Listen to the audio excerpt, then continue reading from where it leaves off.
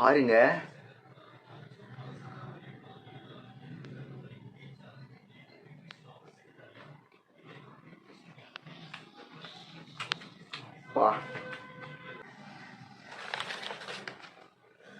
என்ன பஜ்ஜின்னு நீங்கள் பார்த்தே கண்டுபிடிச்சிருப்பீங்க.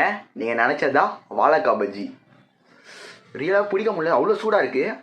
இதுவும் ஒரு பைட் கிறிஸ்பியாக போடலாம்.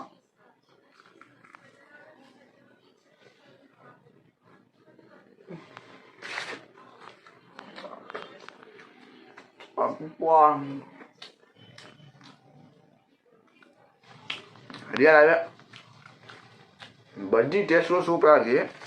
தேங்காய் போலி மக்களே, அடி போலி தேங்காய் போலி.